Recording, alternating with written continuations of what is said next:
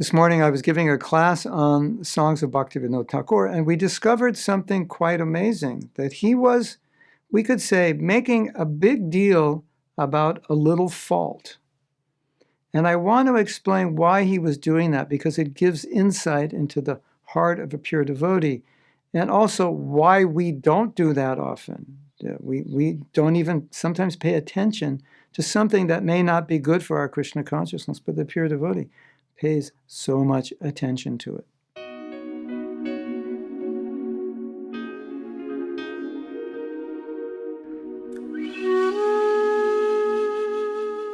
So I've heard this example of the white sheet, and if there's a little spot on the white sheet, it stands out. So a pure devotee is concerned only with Krishna 100%, nothing for myself, everything for Krishna.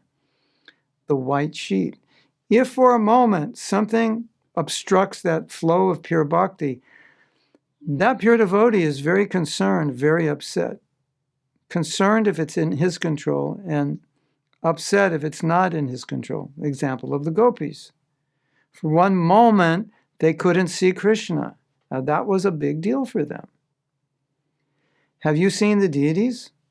Yes. How many times? Thousands. Have you ever complained that you have eyelids that are blinking? You probably didn't notice. The gopis noticed. Why? Because the sheet is completely pure.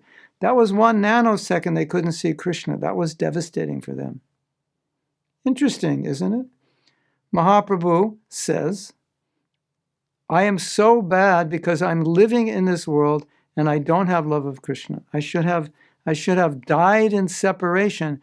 This is a demonstration that I don't have love. I'm so bad that I'm maintaining a body, an existence, but I don't have love of Krishna.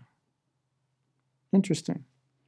Bhaktivinoda Thakur is saying, I have a wicked heart, a wicked mind. What does that mean? That means for a pure devotee, one thought other than Krishna, he feels like I'm a wicked person. It's interesting, isn't it? Now we look at ourselves. Have we ever had thoughts other than Krishna? Yeah, a lot. Do we still have thoughts other than Krishna? Some of us, a lot. Some of us, sometimes. Some of us, a little. Does it really bother us? Does it make us feel wicked and lowly and hopeless and helpless?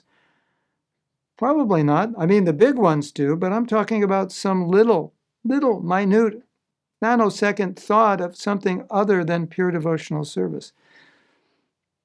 Does it bother us? Probably not. Just like the eyelid getting in the way of seeing the deity, we probably don't notice it. The pure devotee notices it because they want pure devotional service. They want everything for Krishna. And if there's some little thing that is not for Krishna, for them, that is a big problem. So that's what we learned, or one of the things we learned from this song, that little things that aren't pure should become concerns for us. Oh, I wasted time doing something that wasn't directly in relation to Krishna.